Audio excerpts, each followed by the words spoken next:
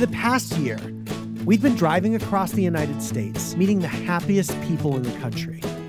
These complete strangers have opened up their lives to us. I got a hug and a kiss. Well, of course. Inviting us to stay in their home. That's your room. Oh. Feeding us. Don't tell my cardiologist.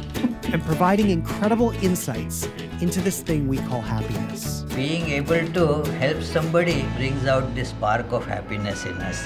What makes you so happy? Because I write and sell notebooks for a living. That's right. It makes other people happy, which makes me happy. To date, we have interviewed over 320 people, crossing over 6,000 miles of the United States.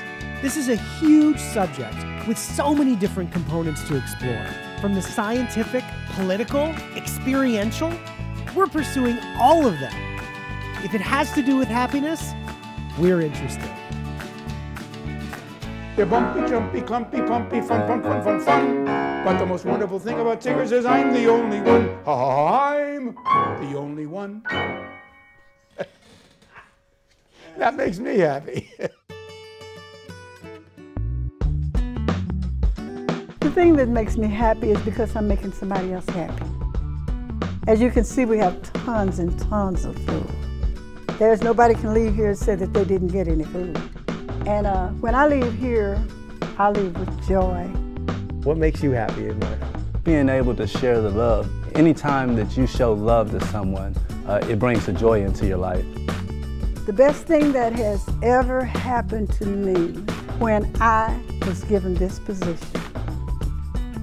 And I didn't know if I was going to have any help or not.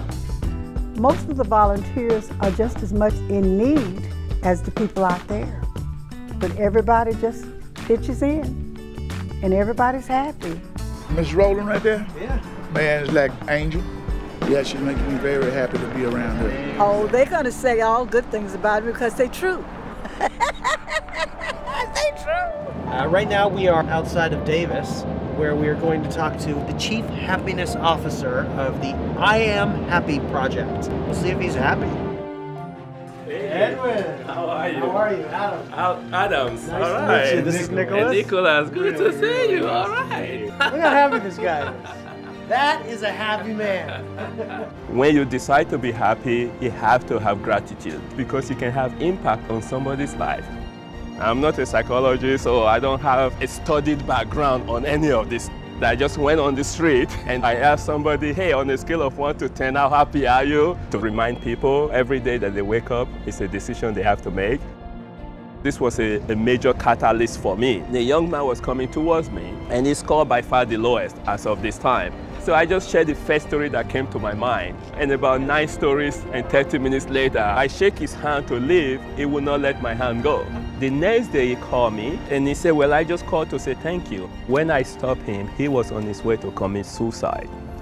He went back home and he took the suicide note he had left for the family, he flipped it backwards and he started writing all the things he was thankful for and happy about. It just hit me that, wait a second, a half an hour with somebody can impact the person enough to make that kind of decision that save a life. I started to realize you don't have to have all the answers. Sometimes you don't have to have the right word to say. It's just being there. My son has an inoperable brain tumor, and I don't know how long he's going to be here. It's weird because even with that brain tumor in our lives, it's back. The ability to feel joy and to feel happiness. Like the other day, I was in line at the grocery store and I had noticed this little old woman and I said, can I get your lunch? And she started to cry. And she said, you're an angel, you made my day. And I said, no, you're an angel and you made my day. That's one of the things that helps me because it's hard for dark places to happen in connection with other people. Culture is the stories we tell about ourselves. And these are the stories that I want to tell. This is our journey, a journey about discovering happiness. Connecting to family, connecting to community, those are the things that make you happy. You know, the things that make you happy change. Happiness, you're looking at it. So when you express happiness, the function of that emotional state is to bind the group together. If you are doing good things for yourself and for others, happiness is going to come with that, so that at the end of your life you can really say, I did something that was worthy of having lived in this world.